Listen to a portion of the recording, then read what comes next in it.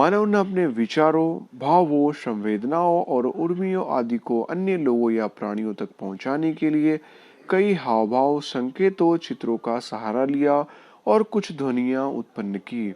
यानी जो अपनी जो कला सीखी उसे एक से दूसरे को यहाँ पे समझाने के लिए हाव-भाव, संकेतों और चित्रों का सहारा लिया। जैसे ही अभी हम देखते हैं कि अभी बेचने के लिए लोग माइक वगैरह इस्तेमाल करते हैं, तो ऐसे कुछ ध्वनियों का भी इस्तेमाल किया। खासकर आपने ये मेला बाजारों वगैरह में ज़्यादा देखा होगा माइक का प्रचलन। 100 रुपए में दो, 100 रुपए में दो, ऐसा आपने सुना होगा। जिनमें बोली या लिपि का जन्म, जिससे बोली अथवा तो लिपि का क्या हुआ, जन्म हुआ। इस लिपि ने भाषा के निर्माण में महत्वपूर्ण योगदान दिया। कालांतर में अपने विचारों को अभिव्यक्त करने के लिए भाषा का उपयोग हुआ।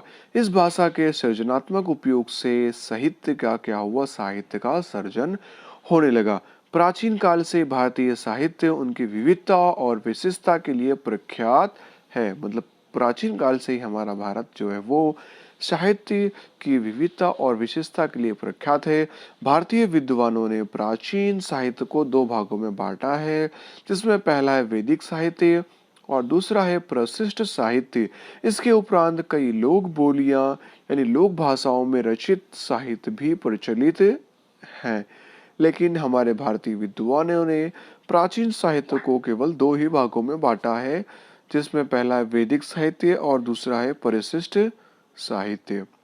तो चलिए बच्चों, यहाँ पे पढ़ते हैं हम भाषा और साहित्य। अगला टॉपिक हमारा भारत के इतिहास का दृष्टिपात करने पर पता चलता है कि यानी हम जब भारत का इतिहास देखेंगे तो उसमें हमें पता चलता है कि सदियों से विविध भाषाओं का उद्भव हुआ है।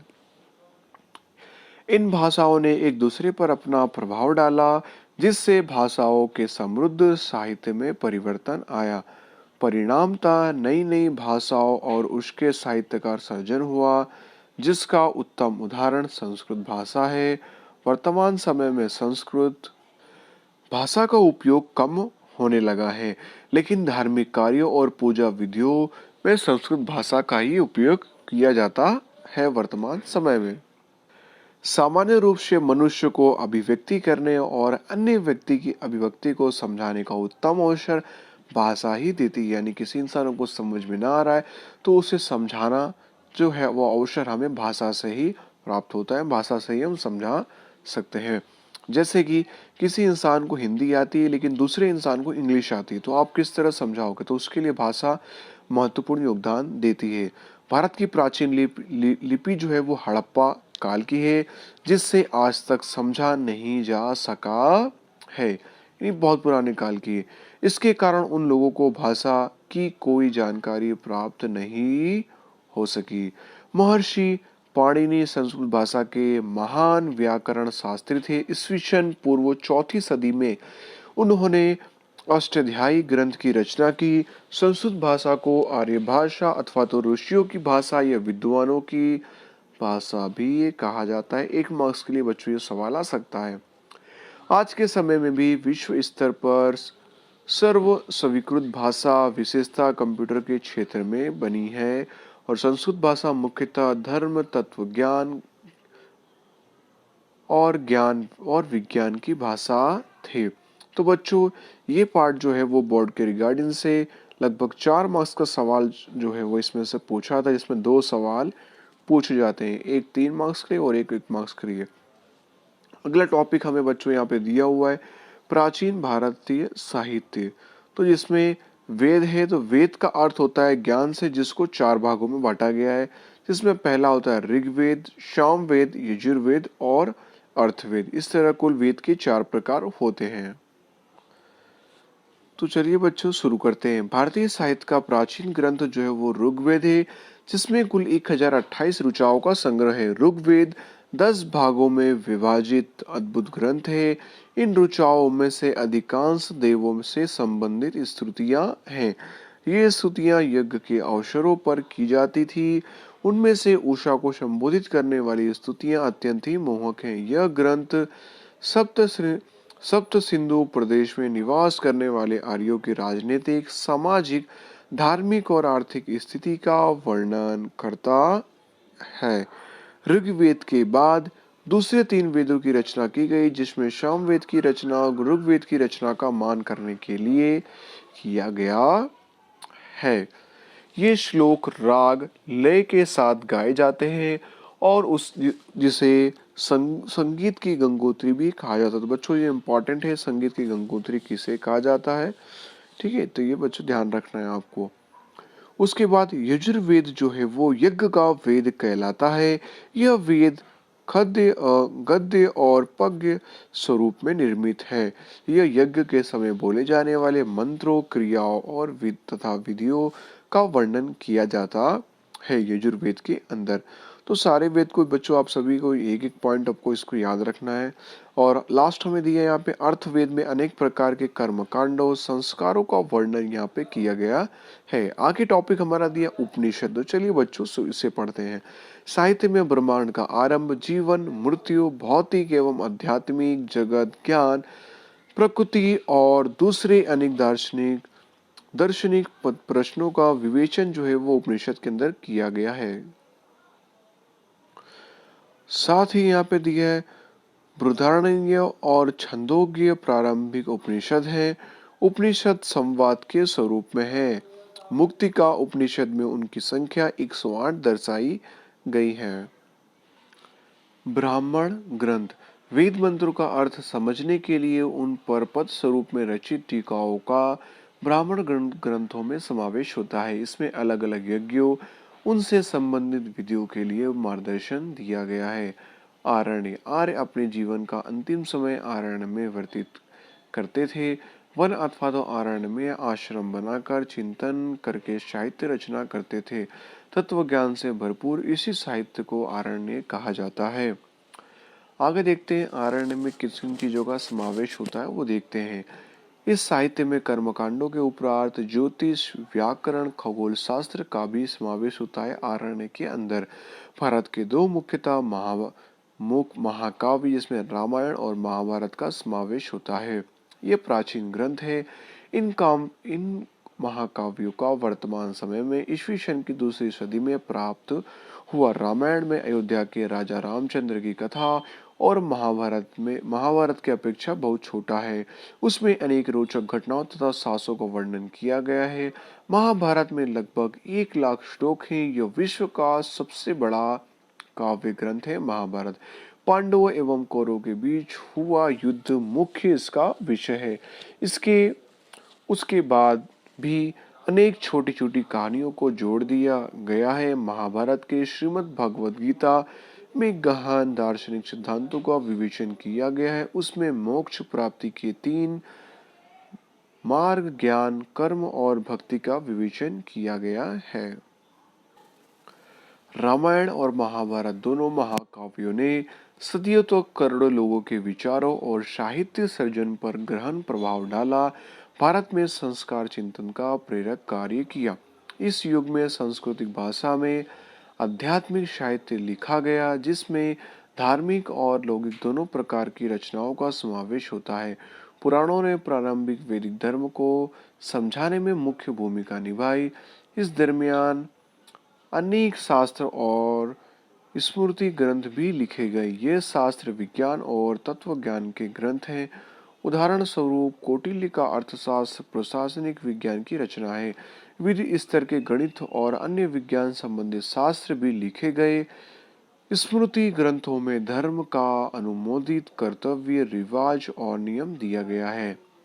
प्रारंभिक बौद्ध साहित्य पाली भाषा में लिखा गया था। बच्चों ये 1 मार्क्स का सवाल आता है। प्रारंभिक बौद्ध साहित्य खाली जगह भाषा में लिखा गया था, तो पाली भाषा के अंदर लिखा गया था। यह साहित्य 3 भागों में विभाजित किया गया है, जिसे त्रिपिटक कहा जाता है, जिसमें सूत्र पिटक, विनय पिटक और अभिधम्म पिटक इन तीनों का समावेश होता है। माना जाता है कि इसके अतिरिक्त भी बौद्ध साहित्य में अन्य ग्रंथ भी लिखे गए हैं। गुप्त युग संस्कृत के काव्य और नाटक के विषय का स्वर्ण युग कहा जाता है। तो बच्चों ये भी 1 मार्क्स का सवाल आता है।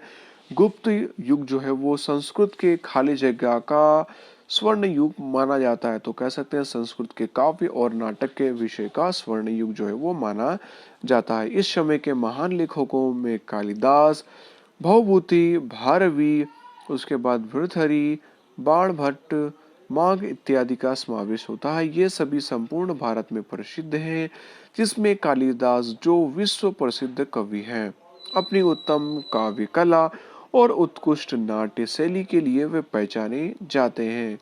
कुमार संभव, रघुवंश, मेघदूत, ऋतुसंहार, अभिज्ञान, शकुंतल आदि कालिदास के ग्रंथ थे।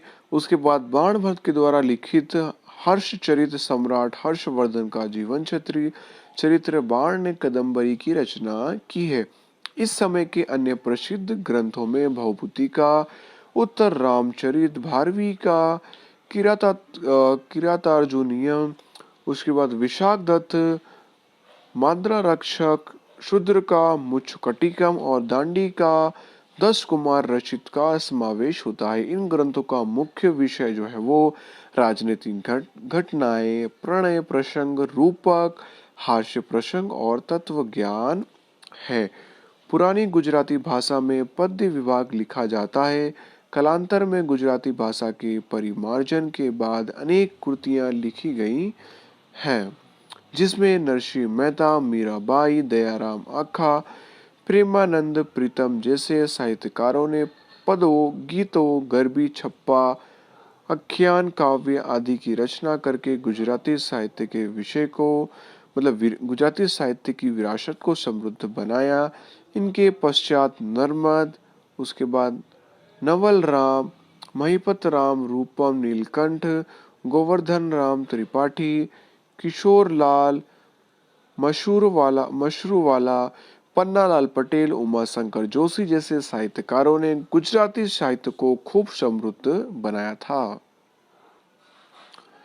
आगे बच्चों दिया गया है तमिल, तेलुगु, कन्नड़ और मलयालम नामक चारों द्रविड़ भाषाओं के साहित्य का इसी समय में विकास हुआ। तो बच्चों ये जो हम देखते हैं तमिल, तेलुगु, कन्नड़, मलयालम, ये जो ये द्रविड़ भाषा है, तो आप सभी स्टूडेंट्स को ये पता होना चाहिए। जिनकी प्राचीन भाषा जो है वो तमिल है, उसका साहित्य ईस्वी सन से प्रारंभ जितना पुराना है। यानी सबसे प्राचीन भाषा जो है वो द्रविड़ की वो क्या है तो तमिल है, जिसका यहाँ पे साहित्य जो है वो ईस्वी सन जितना प्राचीन पुराना है।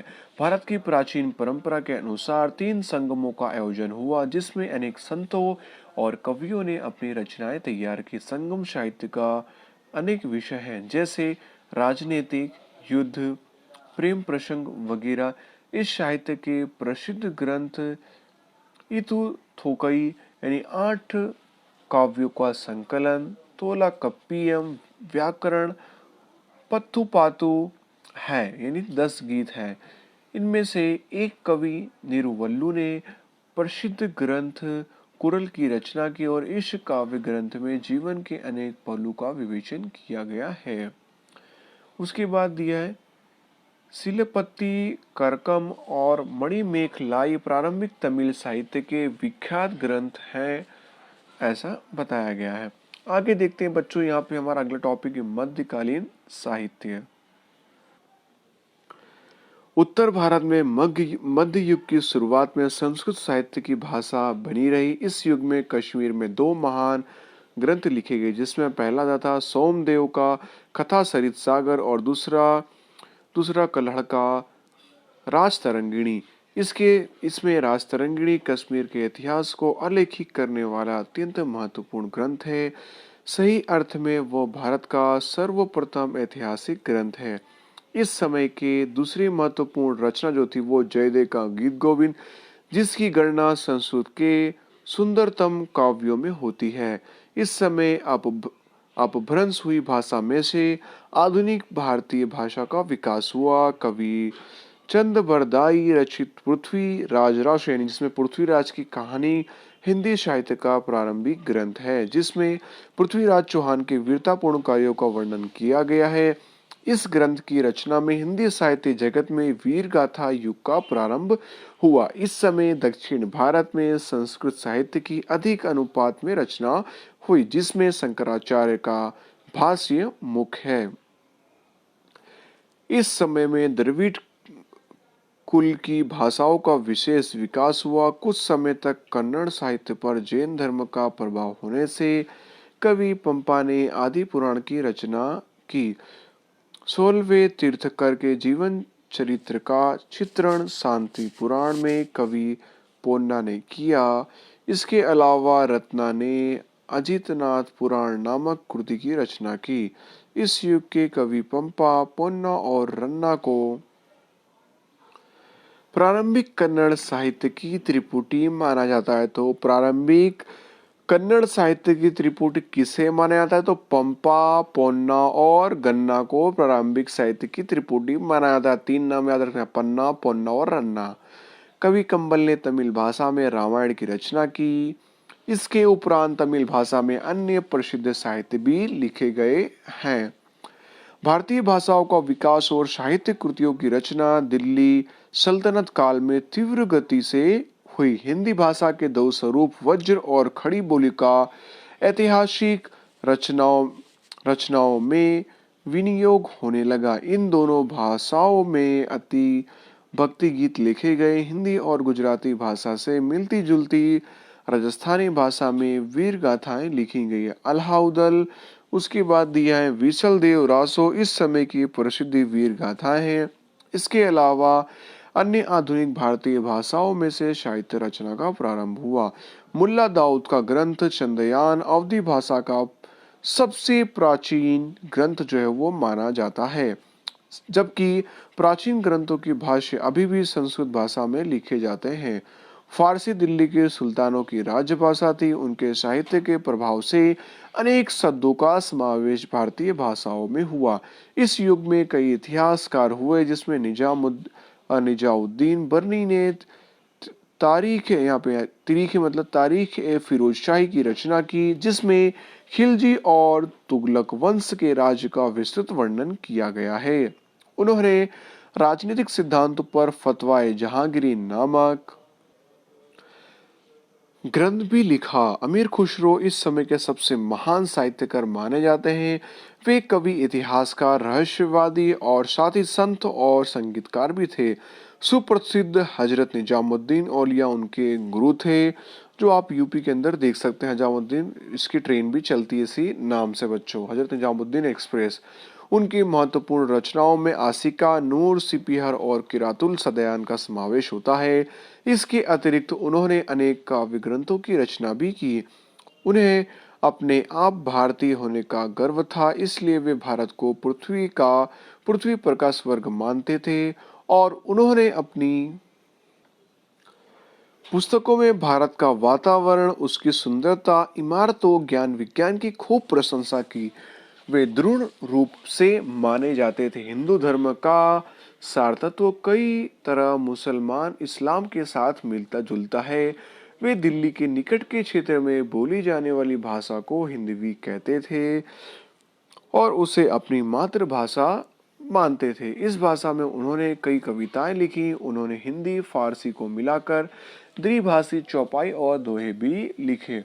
उनके द्वारा शुरू की गई यह स्वास्थ्य परंपरा उनके बाद भी कई सदियों तक चलती रही। प्रादेशिक भाषा और उनके साहित्य को प्रादेशिक शासनों ने प्रोत्साहन दिया और भक्ति मार्ग के संतों ने लोगों की भाषा में उपनिवेश दिया।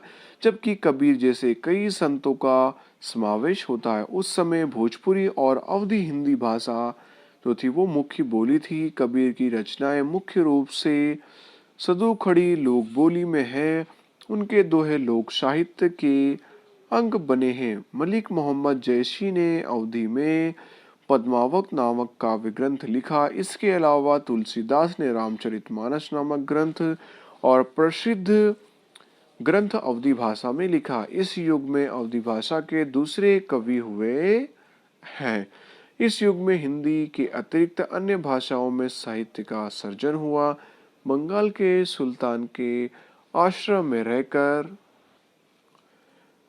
कृतिवास ने बंगाली भाषा में रामायण और प्रसिद्ध कवि चंडीदास ने सैकड़ों गीतों की रचना की।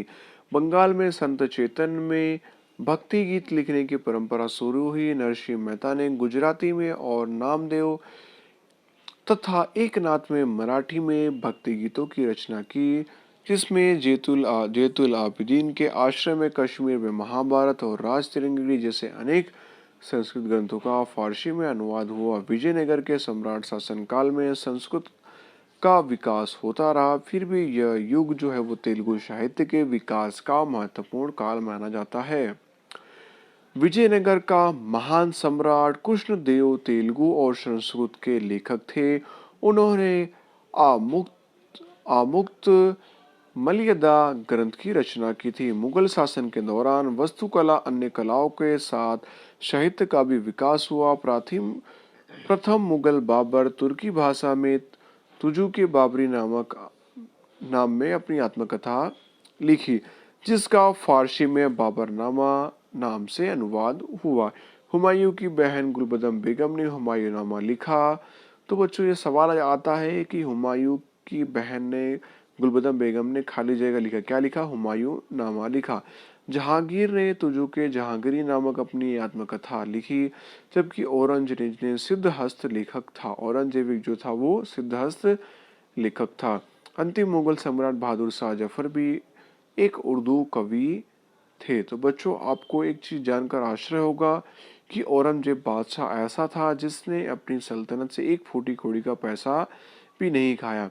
अगर आप YouTube पे सर्च करेंगे औरंगजेब की हिस्ट्री तो आपको बहुत सारी चीजें मिलेगी कि औरंगजेब के समय में हमारा भारत जो था, जिस समय आज के समय देखा जाए तो जिस तरह अमेरिका इतना पावरफुल कंट्री है, उस समय औरंगजेब के ज़माने में हमारा इंडिया जो था एक पावरफुल कंट्री था। हर चीज़ में, स्टडी के मामले चाहे किसी के मामले में भी हमारा इंडिया बहुत ही उस औरंगजेब के समय में बहुत आगे था।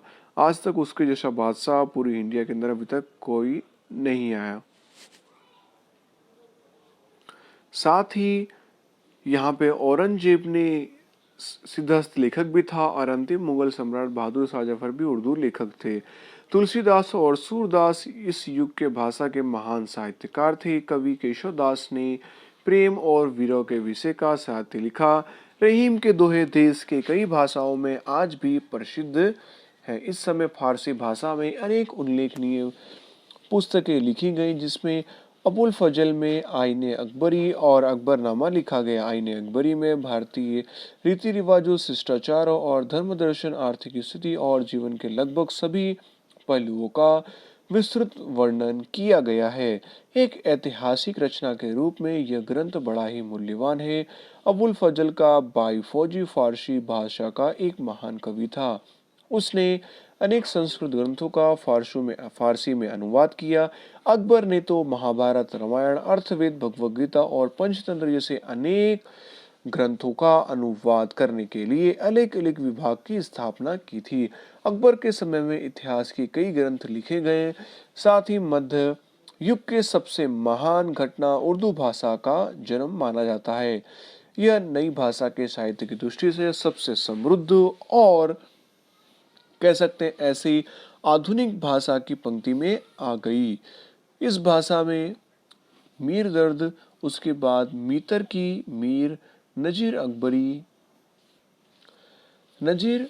अकबरावादी, उसके बाद असदुल्ला खां, गालिब जैसे महान कवि थे उस समय के टाइम पे। आगे दिए 18वीं सदी में उर्दू का गद्य का भी विकास हुआ। गद्य मतलब स्टूडेंट जो हम पाठ पढ़ते हैं बड़े बड़े, वो पद्य मतलब यहाँ पे कविता, दोहे वगैरह वो सब पद्य में उनका समावेश होता है। संस्कृत के अधिकांश ऐतिहासिक ग्रंथों का उर्दू में अनुवाद होने लगा। तदुपरांत उर्दू में अनेक मौलिक गद्य ग्रंथ भी लिखे गए, जिसमें मोहम्मद हुसैन आजाद का दरबार अकबरी महत्वपूर्ण ग्रंथ जो है वो